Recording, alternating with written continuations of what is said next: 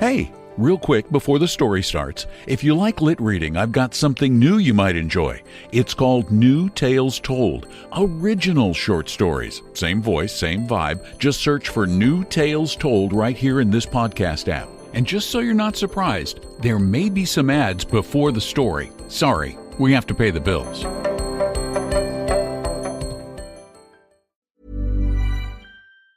Big news! Boost Mobile is now sending experts nationwide to deliver and set up customers' new phones at home or work. Wait, we're going on tour? Not a tour. We're delivering and setting up customers' phones so it's easier to upgrade. Let's get in the tour bus and hit the road. No, not a tour bus. It's a regular car we use to deliver and set up customers' phones at home or work. Are you a groupie on this tour? We deliver and set up phones. It's not a tour. Oh, you're definitely a groupie. Introducing Store to Door. Switch and get a new device with expert setup and delivery wherever you're at. Delivery available for select devices purchased at boostmobile.com. Introducing Fidelity Trader Plus, the next generation of advanced trading from Fidelity. Customize your tools and charts and access them seamlessly across desktop, web, and mobile. For faster trades, anywhere you go. Try the all-new Fidelity Trader Plus. Learn more about our most powerful trading platform yet at fidelity.com/trader plus. Investing involves risk, including risk of loss. Fidelity Brokerage Services, LLC. Member NYSE, SIPC.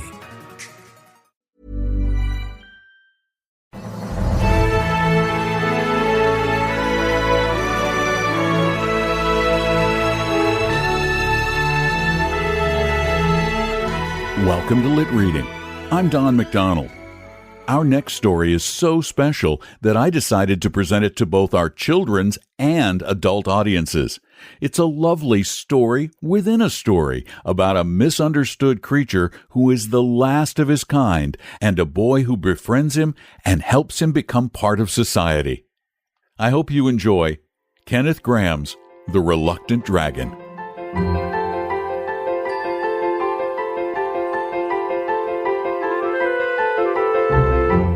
Footprints in the snow have been unfailing provokers of sentiment ever since snow was first a white wonder in this drab-colored world of ours.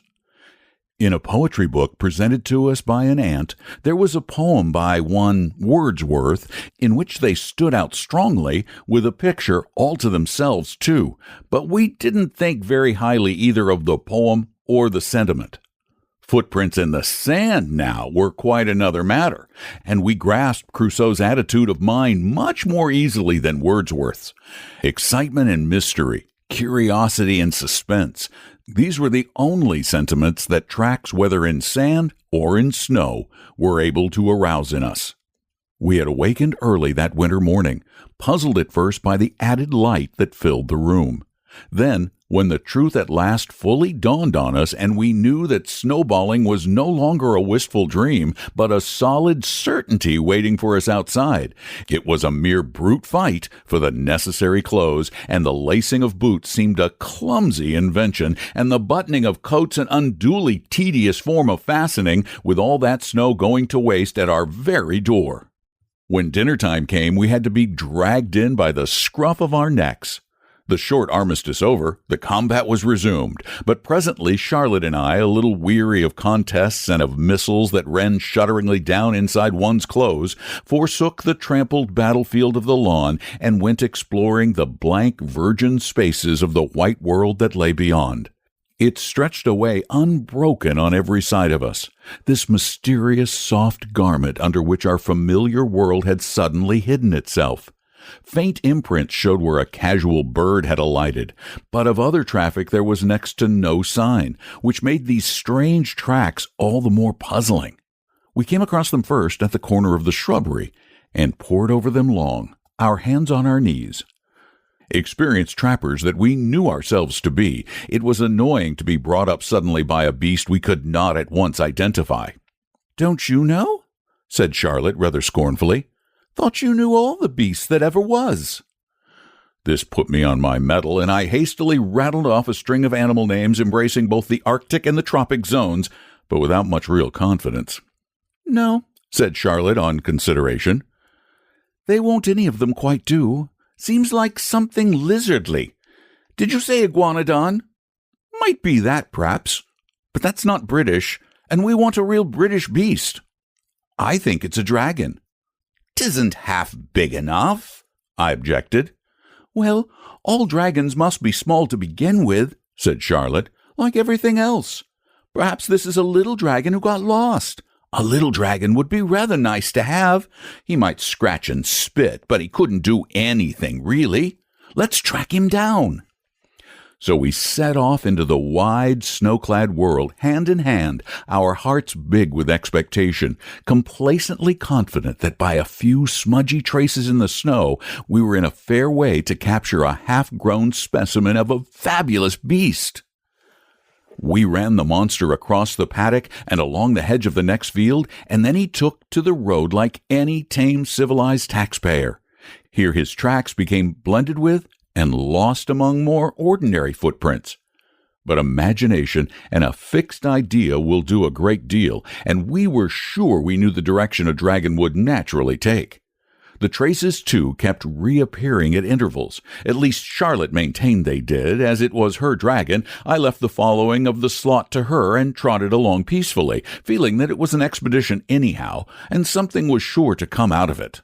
Charlotte took me across another field or two, and through a copse, and into a fresh road, and I began to feel sure that it was only her confounded pride that made her go on pretending to see dragon tracks instead of owning that she was entirely at fault like a reasonable person. At last she dragged me excitedly through a gap in the hedge of an obviously private character. The waste open world of field and hedgerow disappeared, and we found ourselves in a garden, well kept, secluded, most undragon-haunted in appearance. Once inside, I knew where we were. This was the garden of my friend the circus man, though I had never approached it before by a lawless gap from this unfamiliar side. And here was the circus man himself, placidly smoking a pipe as he strolled up and down the walks. I stepped up to him and asked him politely if he had lately seen a beast. "May I inquire," he said with all civility, "what sort of beast do you happen to be looking for?" "It's a lizardly sort of beast," I explained. "Charlotte says it's a dragon, but she doesn't really know much about beasts." The circus man looked round about him slowly.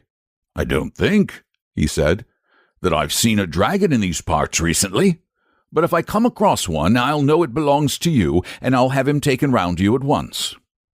"Thank you very much," said Charlotte, "but don't trouble about it, please. 'Cause perhaps it isn't a dragon after all. Only I thought I saw his little footprints in the snow, and we followed 'em up, and they seem to lead right in here. But maybe it's all a mistake. And thank you all the same." "Oh, no trouble at all," said the circus man cheerfully. "I should be only too pleased. But of course, as you say, it may be a mistake, and it's getting dark, and he seems to have gotten away for the present, whatever he is. You'd better come in and have some tea. I'm quite alone, and we'll make a roaring fire. And I've got the biggest book of beasts you ever saw. It's got every beast in the world, and all of them colored, and we'll try and find your beast in it." We were always ready for tea at any time, and especially when combined with beasts. There was marmalade, too, and apricot jam brought in expressly for us, and afterward the beast book was spread out, and as the man had truly said, it contained every sort of beast that had ever been in the world. The striking of 6 o'clock set the more prudent Charlotte nudging me, and we recalled ourselves with an effort from Beastland and reluctantly stood up to go. "Here, I'm coming along with you," said the circus man. "I want another pipe, and a walk'll do me good. You needn't talk to me unless you like." Our spirits rose to their wonted level again. The way had seemed so long, the outside world so dark and eerie after the bright, warm room and the highly colored beast book. But a walk with a real man, why, that was a treat in itself. We set off briskly, the man in the middle. I looked up at him and wondered whether I should ever live to smoke a big pipe with that careless sort of majesty. But Charlotte, whose young mind was not set on tobacco as a possible goal, made herself heard from the other side. "Now then," she said, "tell us a story, please, won't you?" The man sighed heavily and looked about him. "I knew it," he groaned. "I knew I should have to tell a story. Oh, why did I leave my pleasant fireside? Well, I will tell you a story, only let me think a minute." So he thought a minute, And then he told us this story. Long ago, might have been hundreds of years ago, in a cottage halfway between this village and yonder shoulder of the downs up there, a shepherd lived with his wife and their little son. Now the shepherd spent his days, and at certain times of the year his nights too, up on the wide ocean bosom of the downs, with only the sun and the stars and the sheep for company, and the friendly chattering world of men and women far out of sight and hearing. But his little son, when he wasn't helping his father, and often when he was as well, spent much of his time buried in big volumes that he borrowed from the affable gentry and interested parsons of the county round about. And his parents were very fond of him, and rather proud of him too, though they didn't let on in his hearing, so he was left to go his own way and read as much as he liked. And instead of frequently getting a cuff on the side of the head, as might very well have happened to him, he was treated more or less as an equal by his parents, who sensibly thought it a very fair division of labor that they should supply the practical knowledge, and he the book learning. They knew that book learning often came in useful at a pinch, in spite of what their neighbors said. What the boy chiefly dabbled in was natural history and fairy tales, and he just took them as they came in a sandwichy sort of way without making any distinctions. And really, his course of reading strikes one as rather sensible. One evening, the shepherd, who for some nights past had been disturbed and preoccupied and off his usual mental balance, came home all of a tremble, and sitting down at the table where his wife and son were peacefully employed, she with her seam, he in following out the adventures of the giant with no heart in his body, exclaimed with much agitation, "It's all up with me, Maria. Never no more can I go up in them downs, was it ever so?" "Now don't you take on like that," said his wife, who was a very sensible woman. "But tell us all about it first, whatever it is that's given you this shake-up. Then me and you and the son here between us, we ought to be able to get to the bottom of it." "It began some nights ago," said the shepherd. "You know that cave up there? I never liked it somehow, and the sheep never liked it neither, and when the sheep don't like a thing, there's generally some reason for it.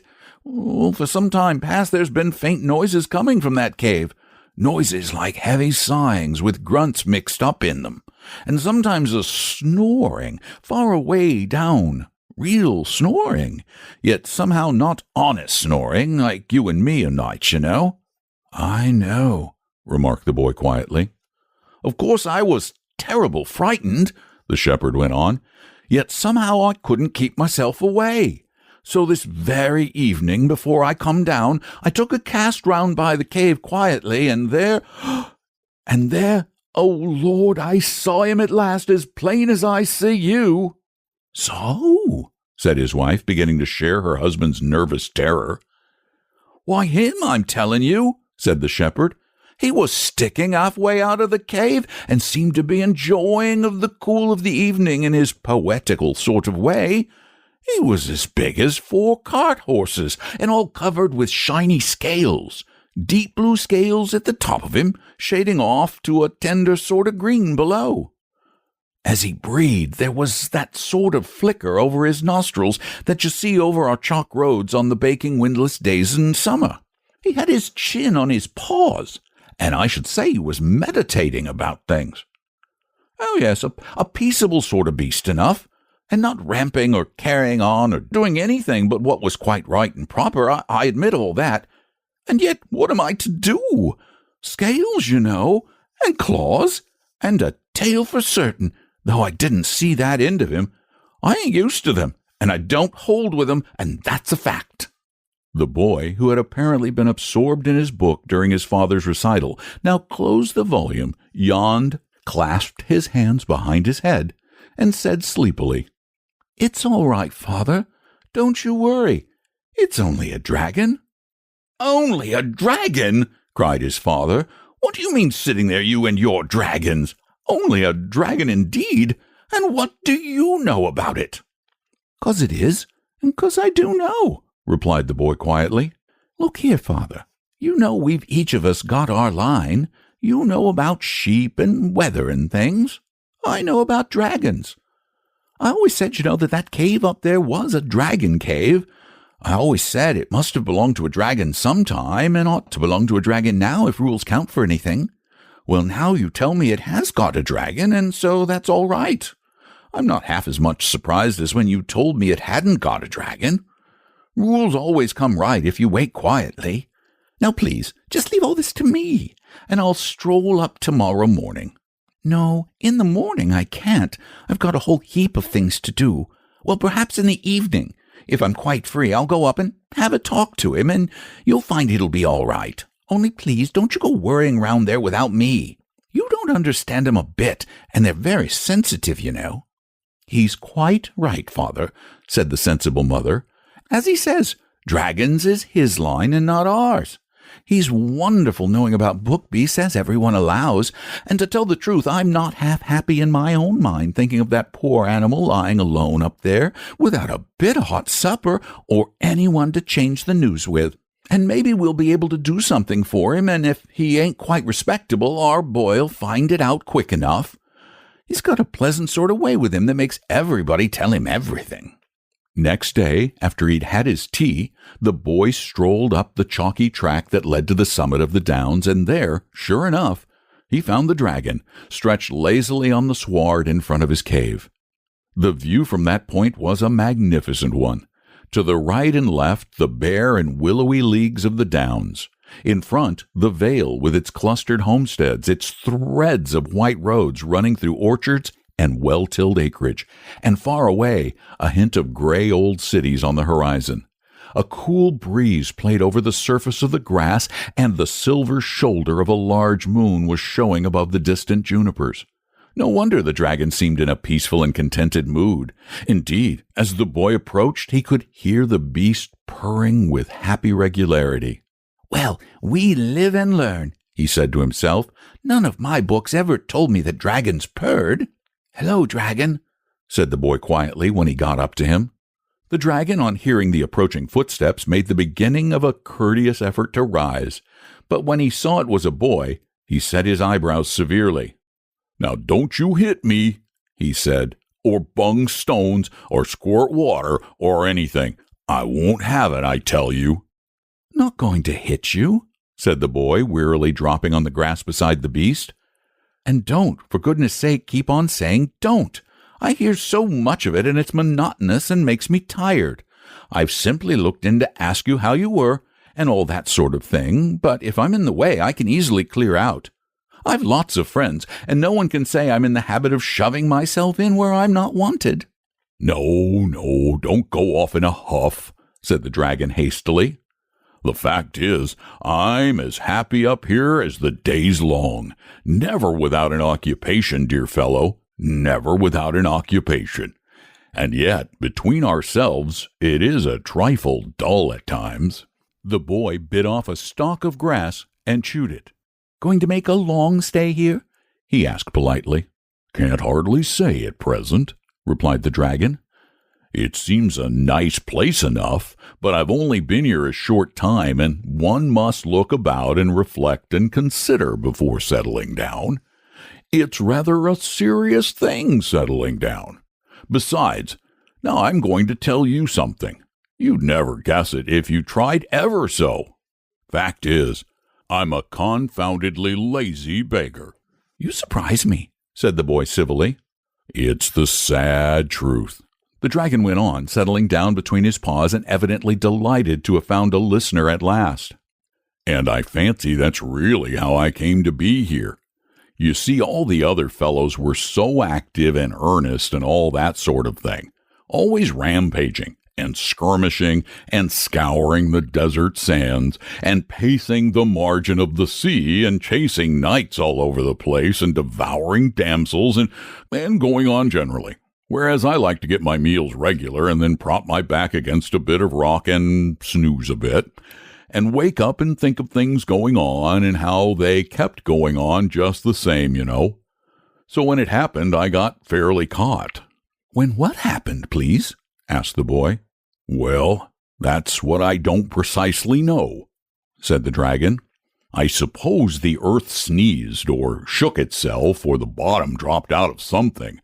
Anyway, there was a shake and a roar and a general stramish, and I found myself miles away underground and wedged in as tight as tight. Well, thank goodness my wants are few, and at any rate I had peace and quietness and wasn't always being asked to come along and do something. And I've got such an active mind, always occupied, I assure you. But time went on, and there was a certain sameness about the life, and at last I began to think it would be fun to work my way upstairs and see what you other fellows were doing. So I scratched and burrowed and worked this way and that way, and at last I came out through this cave here. And I like the country, and the view, and the people, what I've seen of them, and on the whole feel inclined to settle down here." "What's your mind always occupied about?" asked the boy. "That's what I want to know." The dragon colored slightly and looked away. Presently he said bashfully, "Did you ever, just for fun, try to make up poetry? Verses, you know." "Course I have," said the boy. "Heaps of it. And some of it's quite good, I feel sure, only there's no one here cares about it. Mother's very kind and all that when I read it to her, and so's father for that matter, but somehow they don't seem to—" "Exactly," cried the dragon. "In my own case, exactly. They don't seem to, and you can't argue with them about it. Now, you've got culture, you have. I could tell it on you at once, and I should just like your candid opinion about some little things I threw off lightly when I was down there. I'm awfully pleased to have met you, and I'm hoping the other neighbors will be equally agreeable. There was a very nice old gentleman up here only last night, but he didn't seem to want to intrude." "That was my father," said the boy. "He is a nice old gentleman, and I'll introduce you some day if you like." "Can't you two come up here and dine or something tomorrow?" asked the dragon eagerly. "Only, of course, if you've got nothing better to do," he added politely. "Thanks awfully," said the boy, "but we don't go out anywhere without my mother, and to tell you the truth, I'm afraid she mightn't quite approve of you. You see, there's no getting over the hard fact that you're a dragon, is there? And when you talk of settling down and the neighbors and so on, I can't help feeling that you don't quite realize your position. You're an enemy of the human race, you see." "Haven't got an enemy in the world," said the dragon cheerfully. "Too lazy to make 'em to begin with. And if I do read other fellows my poetry, I'm always ready to listen to theirs." "Oh, dear," cried the boy. "I wish you'd try and grasp the situation properly. When the other people find you out, they'll come after you with spears and swords and all sorts of things. You'll have to be exterminated, according to their way of looking at it. You're a scourge, and a pest, and a baneful monster." "Not a word of truth in it," said the dragon, wagging his head solemnly. "Character'll bear the strictest investigation. And now there's a little sonnet thing I was working on when you appeared on the scene." "Oh, if you won't be sensible," cried the boy, getting up, "I'm going off home. No, I can't stop for sonnets. My mother's sitting up. I'll look you up tomorrow, sometime or another, and do for goodness sakes try to realize that you're a pestilential scourge, or you'll find yourself in a most awful fix. Good night." The boy found it an easy matter to set the mind of his parents at ease about his new friend. They had always left that branch to him, and they took his word without a murmur. The shepherd was formally introduced, and many compliments and kind inquiries were exchanged. His wife, however, though expressing her willingness to do anything she could, to mend things, or set the cave to rights, or cook a little something, when the dragon had been poring over sonnets and forgotten his meals, as male things will do, could not be brought to recognize him formally. The fact that he was a dragon, and they don't know who he was, seemed to count for everything with her. She made no objection, however, to her little son spending his evenings with the dragon quietly, so long as he was home by 9 o'clock, and many a pleasant night they had, sitting on the sward, while the dragon told stories of old times when dragons were quite plentiful, and the world was a livelier place than it is now, and life was full of thrills and jumps and surprises. What the boy had feared, however, soon came to pass. The most modest and retiring dragon in the world, if he's as big as 4 cart horses and covered with blue scales, cannot keep altogether out of the public view. So in the village tavern of nights, the fact that a real live dragon sat brooding in the cave on the downs was naturally a subject for talk. Though the villagers were extremely frightened, they were rather proud as well. It was a distinction to have a dragon of your own, and it was felt to be a feather in the cap of the village. Still, all were agreed that this sort of thing couldn't be allowed to go on. The dreadful beast must be exterminated. The countryside must be freed from this pest, this terror, this destroying scourge. The fact that not even a hen roost was the worse for the dragon's arrival wasn't allowed to have anything to do with it. He was a dragon, and he couldn't deny it, and if he didn't choose to behave as such, that was his own lookout. But in spite of much valiant talk, no hero was found willing to take sword and spear and free the suffering village and win deathless fame. And each night's heated discussion always ended in nothing. Meanwhile, the dragon, the happy bohemian, lolled on the turf enjoying the sunsets, told antediluvian anecdotes to the boy, and polished his old verses while meditating on fresh ones. One day, the boy, on walking into the village, found everything wearing a festal appearance which was not to be accounted for in the calendar. Carpets and gay-colored stuffs were hung out of the windows. The church bells clamored noisily. The little street was flower-strewn, and the whole population jostled each other on either side of it, chattering, shoving, and ordering each other to stand back. The boy saw a friend of his own age in the crowd and hailed to him. "What's up?" he cried. "Is it the players? Or bears? Or a circus? Or what?" "It's all right," his friend hailed back. "He's a-coming." "Who's a-coming?" demanded the boy, thrusting into the throng. "Why, St. George, of course," replied his friend. "He's heard tell of our dragon, and he's coming on purpose to slay the deadly beast and free us from his horrid yoke. Oh my, won't there be a jolly fight!" Here was news indeed. The boy felt he ought to make quite sure for himself, and he wriggled himself in between the legs of his good-natured elders, abusing them all the time for their unmannerly habit of shoving. Once in the front rank, he breathlessly awaited the arrival. Presently, from the far-away end of the line came the sound of cheering. Next, the measured tramp of a great war-horse made his heart beat quicker, and then he found himself cheering with the rest as amidst welcoming shouts, shrill cries of women, uplifting of babies, and waving of handkerchiefs, St. George paced slowly up the street. The boy's heart stood still, and he breathed with sobs. The beauty and the grace of the hero were far beyond anything he had ever seen. His fluted armor was inlaid with gold, his plumed helmet hung at his saddle, and his thick, fair hair framed a face gracious and gentle beyond expression till you caught the sternness in his eyes. He drew rein in front of the little inn, and the villagers crowded round with greetings and thanks and voluble statements of their wrongs and grievances and oppressions. The boy heard the grave, gentle voice of the saint, assuring them that all would be well now, and that he would stand by them and see them righted and free them from their foe. Then he dismounted and passed through the doorway, and the crowd poured in after him. But the boy made off up the hill as fast as he could lay his legs to the ground. "It's all up, dragon!" he shouted as soon as he was within sight of the beast. "He's coming! He's here now! You'll have to pull yourself together and do something at last!" The dragon was licking his scales and rubbing them with a bit of house flannel the boy's mother had lent him, till he shone like a great turquoise. "Don't be violent, boy," he said without looking round. "Sit down and get your breath. And try and remember that the noun governs the verb, and then perhaps you'll be good enough to tell me who's coming." "That's right. Take it coolly," said the boy. "Hope you'll be half as cool when I've got through with my news. It's only St. George who's coming, that's all. He rode into the village half an hour ago. Of course you can lick him, a great big fellow like you, but I thought I'd warn you, 'cause he's sure to be around early, and he's got the longest, wickedest-looking spear you ever did see."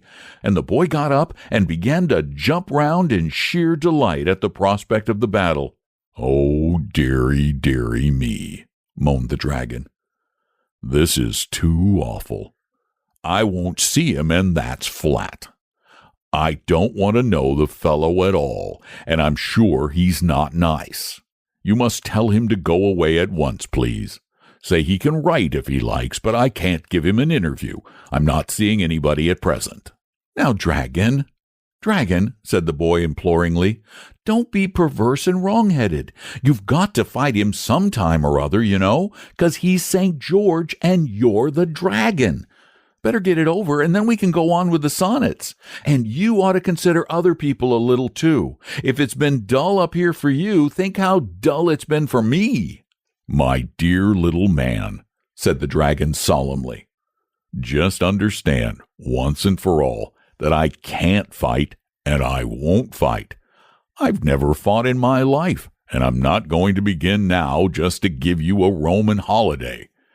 In old days, I always let the other fellows, the earnest fellows, do all the fighting, and no doubt that's why I have the pleasure of being here now." "But if you don't fight, he'll cut your head off," gasped the boy, miserable at the prospect of losing both his fight and his friend. "Oh, I think not," said the dragon in his lazy way.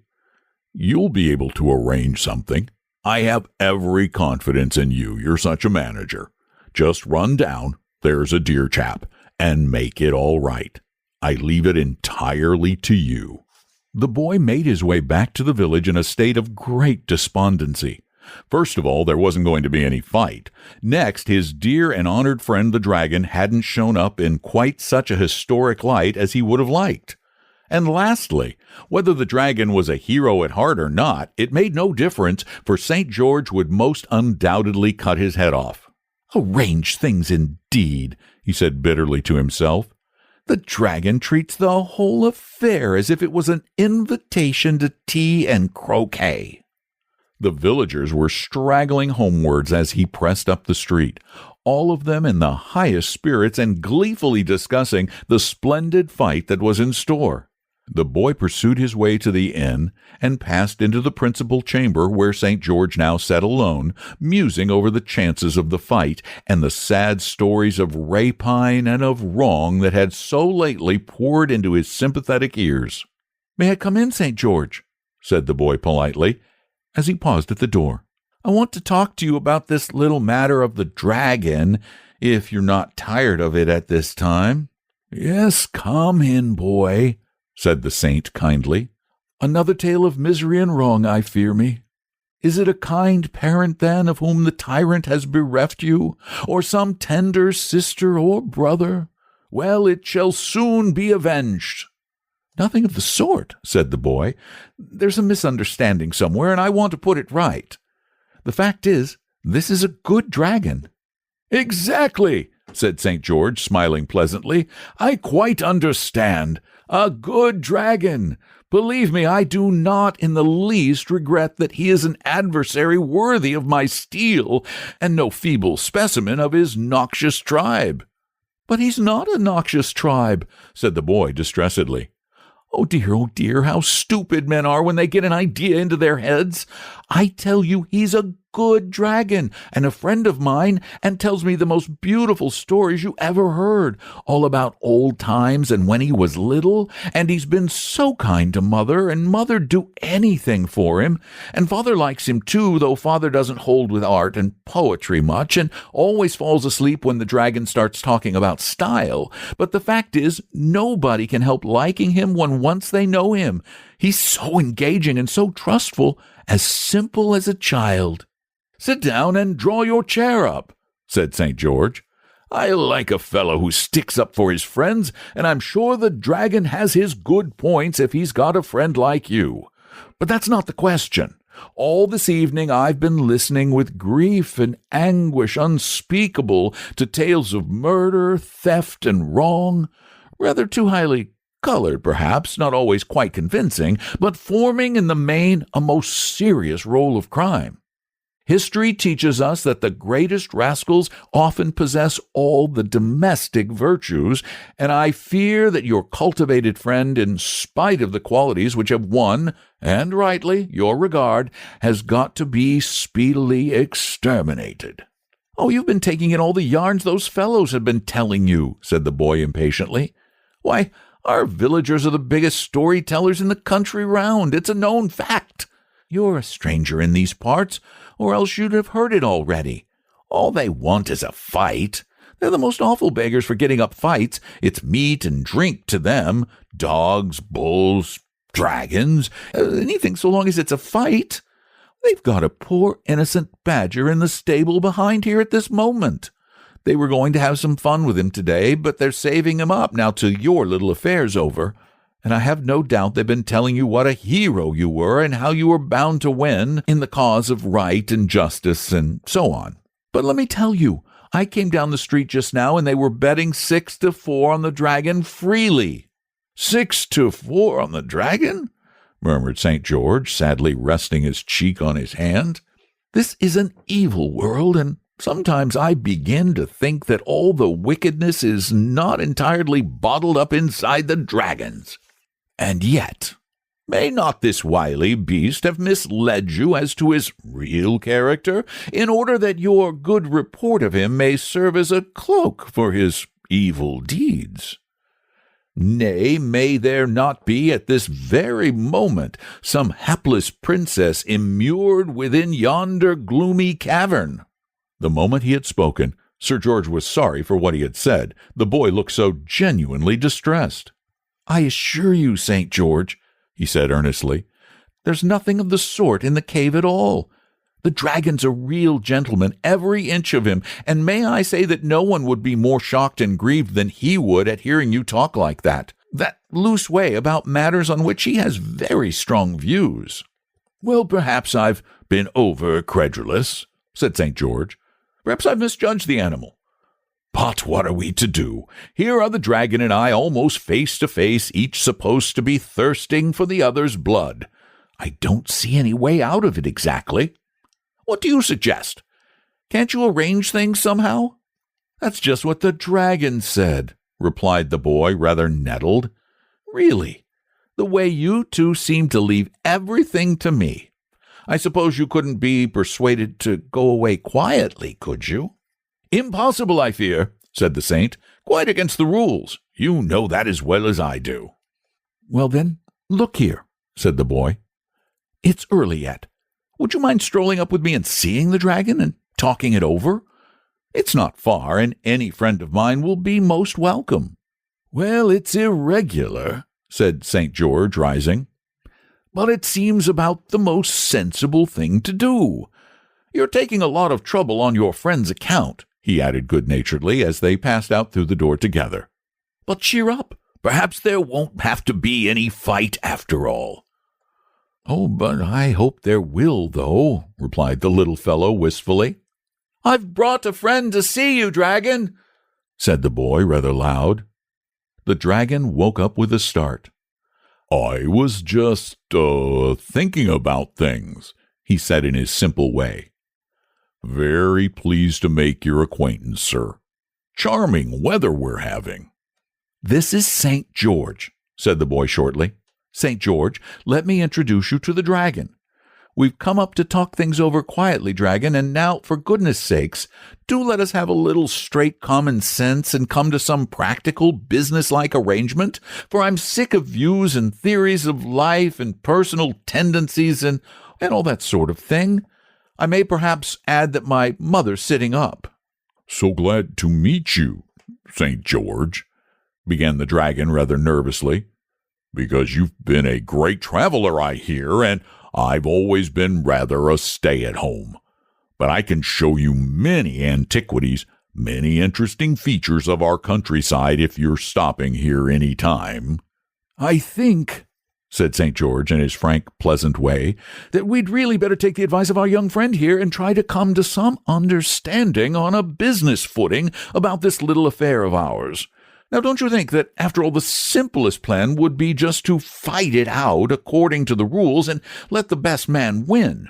They're betting on you, I may tell you, down in the village, but I don't mind that. Oh, yes, do, dragon, said the boy delightedly. It'll save such a lot of bother. My young friend, you shut up, said the dragon severely. Believe me, St. George, he went on, There's nobody in the world I'd sooner oblige than you and this young gentleman here. But the whole thing's nonsense and conventionality and popular thick-headedness. There's absolutely nothing to fight about from beginning to end. And anyhow, I'm not going to, so that settles it." "But supposing I make you," said St. George, rather nettled. "You can't," said the dragon triumphantly. "I should only go into my cave and retire for a time down the hole I came up. You'd soon get heartily sick of sitting outside and waiting for me to come out and fight you. And as soon as you'd really gone away, why, I'd come up again gaily, for I tell you frankly, I like this place, and I'm going to stay here." St. George gazed for a while on the fair landscape around them. "But this would be a beautiful place for a fight," he began again persuasively. "These great, bare, rolling downs for the arena, and me in my golden armor showing up against your big, blue, scaly coils. Think what a picture it would make." "Now you're trying to get at me through my artistic sensibilities," said the dragon. "But it won't work. Not but that it would make a very pretty picture, as you say," he added, wavering a little. "We seem to be getting rather near to the business," put in the boy. "You must see, Dragon, that there's got to be a fight of some sort, 'cause you can't want to have to go down that dirty old hole again and stop there till goodness knows when." "It might be arranged," said St. George thoughtfully. "I must spear you somewhere, of course, but I'm not bound to hurt you very much. There's such a lot of you that there must be a few spare places somewhere. Here, for instance, just behind your foreleg. It couldn't hurt you much just here." "Now you're tickling, George," said the dragon coyly. "No, that place wouldn't do at all. Even if it didn't hurt, and I'm sure it would awfully, it would make me laugh, and that would spoil everything." "Let's try somewhere else, then," said St. George patiently. "Under your neck, for instance, all these folds of thick skin. If I speared you here, you'd never even know I'd done it." "Yes, but are you sure you can hit off the right place?" asked the dragon anxiously.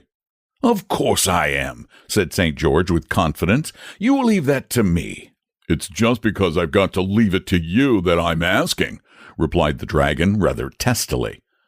"No doubt you would deeply regret any error you might make in the hurry of the moment, but you wouldn't regret it half as much as I should.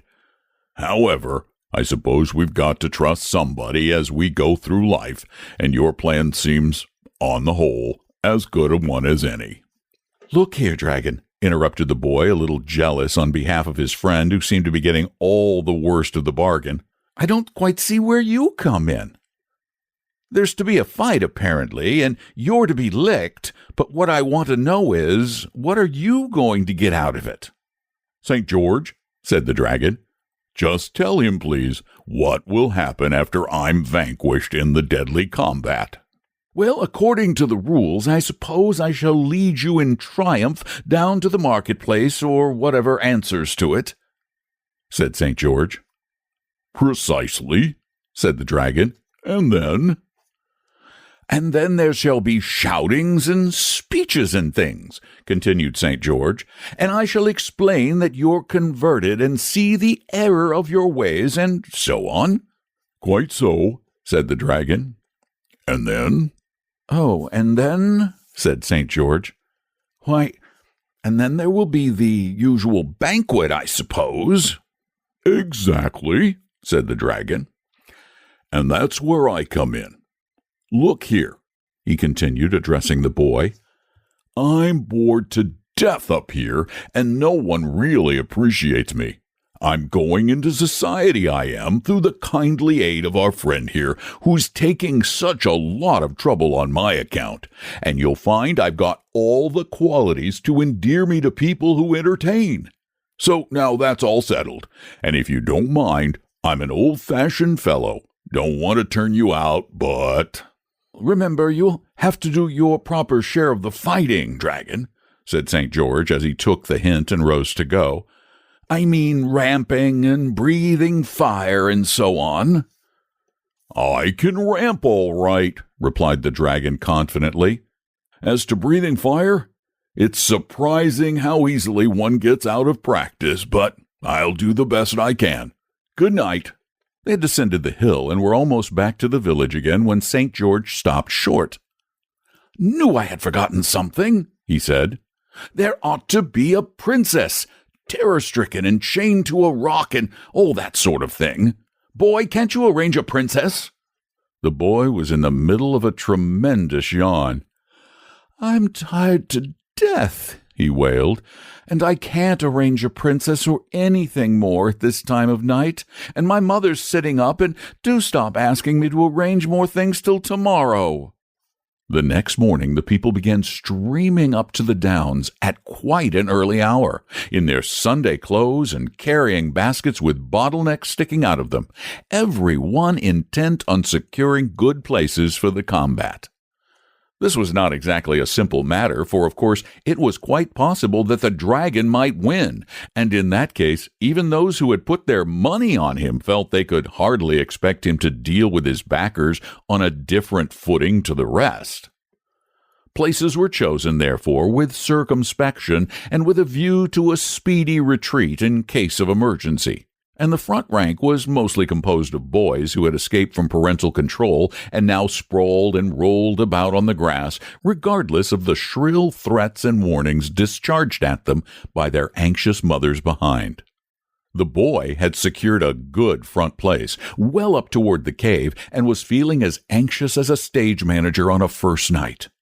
Could the dragon be depended upon? He might change his mind and vote the whole performance rot, or else, seeing that the affair had been so hastily planned without even a rehearsal, he might be too nervous to show up. The boy looked narrowly at the cave, but it showed no sign of life or occupation. Could the dragon have made a moonlight flitting? The higher portions of the ground were now black with sightseers, and presently a sound of cheering and a waving of handkerchiefs told that something was visible to them which the boy, far up toward the dragon end of the line as he was, could not yet see. A minute more, and St. George's red plumes topped the hill as the saint rode slowly forth on the great level space which stretched up to the grim mouth of the cave. Very gallant and beautiful he looked on his tall war-horse, his golden armor glancing in the sun, a great spear held erect, the little white pennon crimson-crossed fluttering at its point. He drew rein and remained motionless. The lines of spectators began to give back a little nervously, and even the boys in front stopped pulling hair and cuffing each other and leaned forward expectant. "Now then, dragon," muttered the boy impatiently, fidgeting where he sat. He need not have distressed himself had he only known. The dramatic possibilities of the thing had tickled the dragon immensely, and he had been up from an early hour preparing for his first public appearance with as much heartiness as if the years had run backwards and he had been again a little dragonlet, playing with his sisters on the floor of their mother's cave at the game of saints and dragons in which the dragon was bound to win. A low muttering, mingled with snorts, now made itself heard, rising to a bellowing roar that seemed to fill the plain.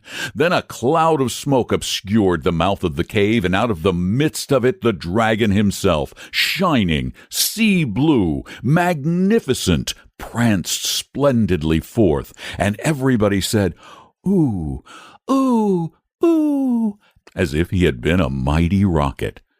His scales were glittering, his long spiky tail lashed his sides, his claws tore up the earth and sent it flying high over his back, and smoke and fire incessantly jetted from his angry nostrils.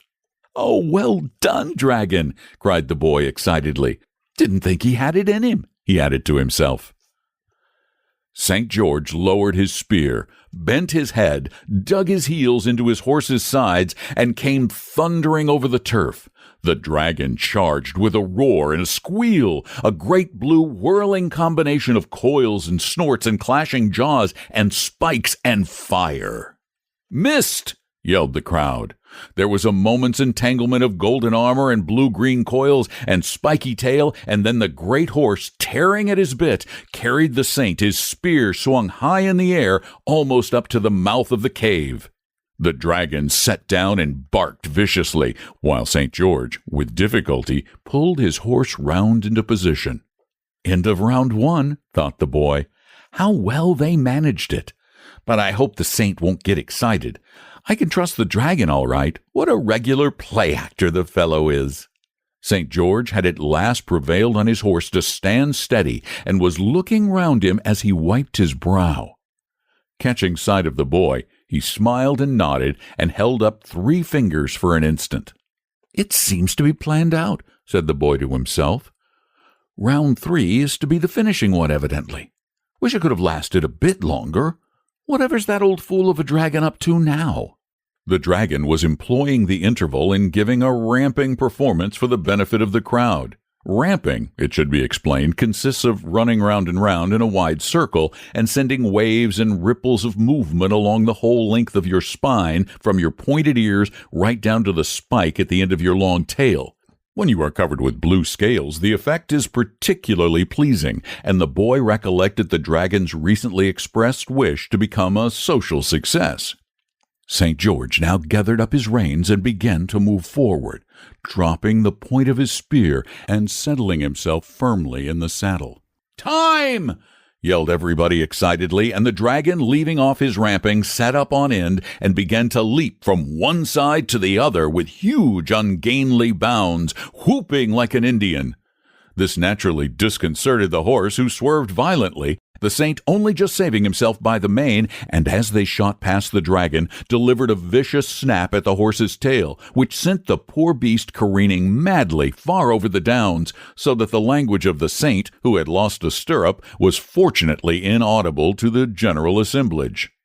Round 2 evoked audible evidence of friendly feelings toward the dragon. The spectators were not slow to appreciate a combatant who could hold his own so well and clearly wanted to show good sport, and many encouraging remarks reached the ears of our friend as he strutted to and fro, his chest thrust out and his tail in the air, hugely enjoying his new popularity. St. George had dismounted and was tightening his girths and telling his horse, with quite an oriental flow of imagery, exactly what he thought of him, his relations, and his conduct on the present occasion, so the boy made his way down to the saint's end of the line and held his spear for him. "It's been a jolly fight, St. George," he said with a sigh. "Can't you let it last a bit longer?" "Well, I think I'd better not," replied the saint. "The fact is, your simple-minded old friend's getting conceited now they've begun cheering for him, and he'll forget all about the arrangement and take to playing the fool, and there's no telling where he would stop. I'll just finish him off this round." He swung himself into the saddle and took his spear from the boy. "Now don't you be afraid," he added kindly. "I've marked my spot exactly, and he's sure to give me all the assistance in his power because he knows it's his only chance of being asked to the banquet." St. George now shortened his spear, bringing the butt well up under his arm, and, instead of galloping as before, trotted smartly towards the dragon, who crouched at his approach, flicking his tail till it cracked in the air like a great cart whip. The saint wheeled as he neared his opponent and circled warily round him, keeping his eye on the spare place, where the dragon, adopting similar tactics, paced with caution round the same circle, occasionally feinting with his head. So the two sparred for an opening, while the spectators maintained a breathless silence.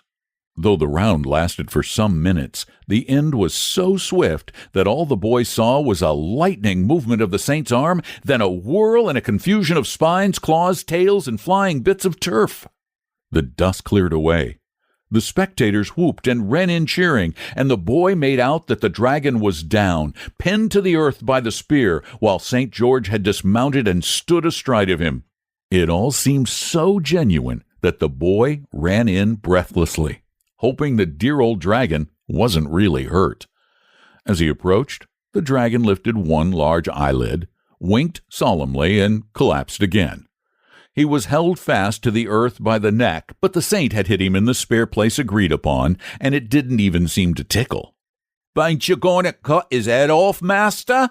asked one of the applauding crowd. He had backed the dragon and naturally felt a trifle sore. "Well, not today, I think," replied St. George pleasantly. "You see, that can be done at any time. There's no hurry at all. I think we'll all go down to the village first and have some refreshment, and then I'll give him a good talking to, and you'll find he'll be a very different dragon." At the magic word refreshment, the whole crowd formed up in a procession and silently awaited the signal to start. The time for talking and cheering and betting was past. The hour for action had arrived. St. George, hauling on his spear with both hands, released the dragon, who rose and shook himself and ran his eye over his spikes and scales and things to see that they were all in order. Then the saint mounted and led off the procession, the dragon following meekly in the company of the boy, while the thirsty spectators kept at a respectful interval behind.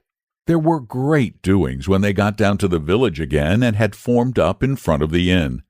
After refreshment, St. George made a speech in which he informed his audience that he had removed their direful scourge at a great deal of trouble and inconvenience to himself, and now they weren't to go about grumbling and fancying they'd got grievances because they hadn't. And they shouldn't be so fond of fights because the next time they might have to do the fighting themselves, which would not be the same thing at all. And there was a certain badger at the inn stables which had got to be released at once, and he'd come and see it done himself.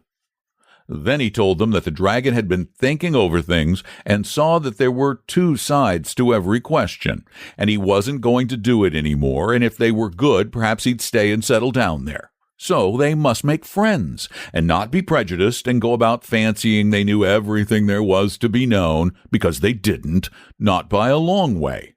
And he warned them against the sin of romancing and making up stories and fancying other people would believe them just because they were plausible and highly colored. Then he sat down amid much repentant cheering, and the dragon nudged the boy in the ribs and whispered that he couldn't have done it better himself. Then everyone went off to get ready for the banquet. Banquets are always pleasant things, consisting mostly as they do of eating and drinking. But the specially nice thing about a banquet is that it comes when something's over, and there's nothing more to worry about, and tomorrow seems a long way off. St. George was happy because there had been a fight, and he hadn't had to kill anybody, for he didn't really like killing, although he generally had to do it. The dragon was happy because there'd been a fight, and so far from being hurt in it, he had won popularity and a sure footing in society. The boy was happy because there had been a fight, and in spite of it all, his two friends were on the best of terms. And all the others were happy because there had been a fight, and, well, they didn't require any other reasons for their happiness. The dragon exerted himself to say the right thing to everybody and prove the life and soul of the evening, while the saint and the boy, as they looked on, felt that they were only assisting at a feast of which the honor and glory were entirely the dragon's. But they didn't mind that, being good fellows, and the dragon was not the least proud or forgetful. On the contrary, every 10 minutes or so he leant over towards the boy and said impressively, "Look here, you will see me home afterwards, won't you?" And the boy nodded, though he had promised his mother not to be out late. At last the banquet was over. The guests had dropped away with many good nights and congratulations and invitations, and the dragon, who had seen the last of them off the premises, emerged into the street, followed by the boy, wiped his brow, sighed, sat down in the road, and gazed at the stars. "Jolly night it's been," he murmured. "Jolly stars. Jolly little place this. Think I shall just stop here. Don't feel like climbing up any beastly hill. Boy's promised to see me home. Boy had better do it then. No responsibility on my part. Responsibility all boys." And his chin sank on his broad chest, and he slumbered peacefully. "Oh, get up, dragon!" cried the boy piteously. "You know my mother's sitting up, and I'm so tired, and you made me promise to see you home, and I never knew what it meant, or I wouldn't have done it."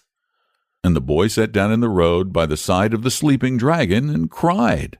The door behind them opened.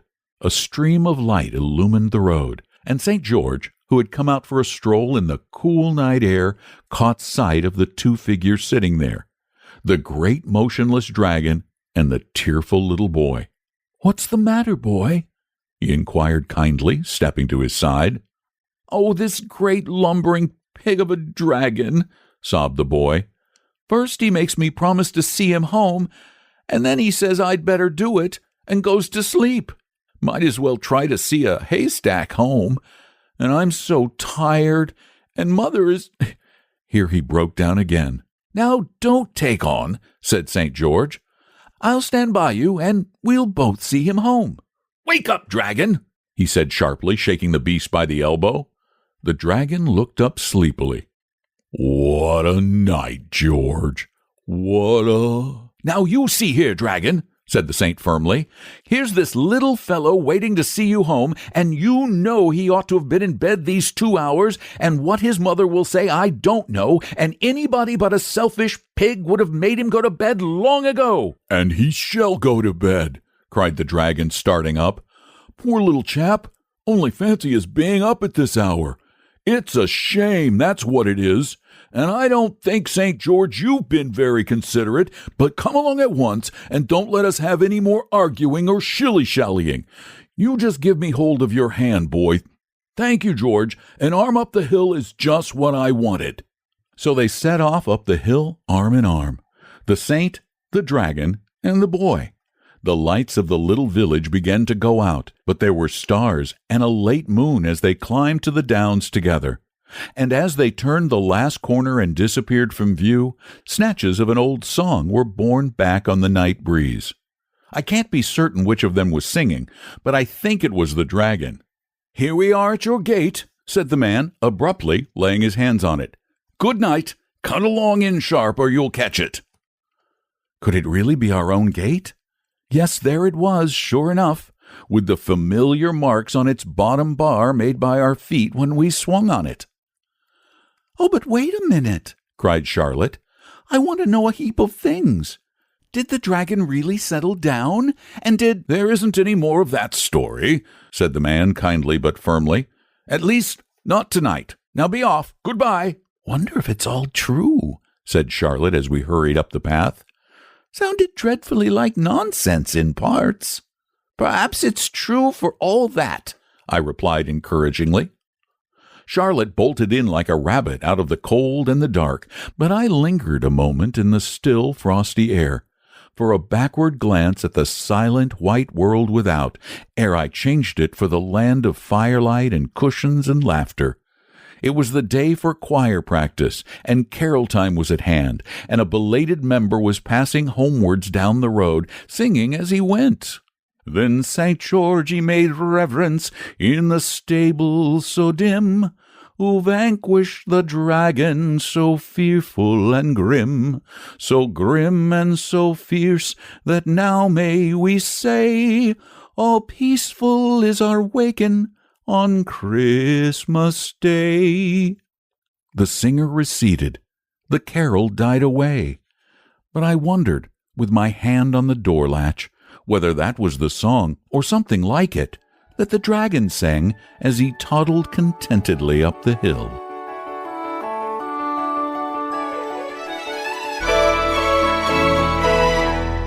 The Reluctant Dragon was one of Scottish writer Kenneth Grahame's most famous tales, which he penned in 1898 as part of a collection of short stories. His other famous book was the 1908 classic, The Wind in the Willows. Thanks for listening to Lit Reading, and I really hope you enjoy what we do. If you do, please tell a friend or 2 or 10 or 20, and it really helps get the word out if you subscribe to the podcast on your favorite podcast service, particularly Apple Podcasts or iTunes. And I love it when I get a chance to read your reviews. Thanks again for listening. I'm Don McDonald.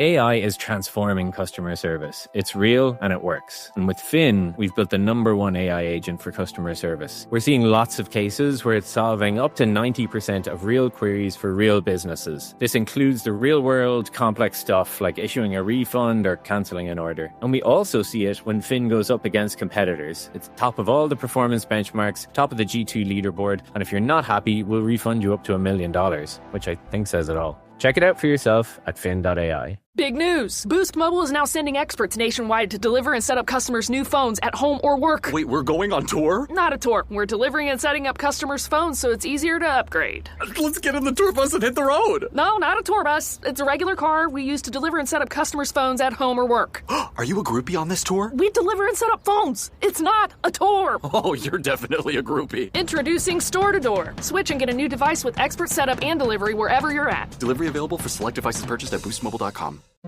Morning people wake up for peace and quiet. McDonald's breakfast people, we wake up for the sweet rush of getting that warm, delicious breakfast right before it ends. Beef up your morning ritual with a hearty steak, egg, and cheese bagel, or any of your favorite bagel sandwiches. Then kick it up a notch with any size iced coffee for just 99 cents. Price and participation may vary. Cannot be combined with any other offer. Ba-da-ba-ba-ba. Thanks for listening all the way to the end. You're officially a story finisher, and I appreciate that more than you know.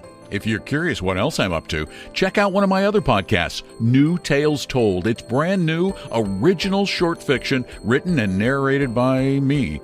Just search New Tales Told in this app. And thanks so much for listening to Lit Reading, now part of the Storyverses channel at storyverses.com.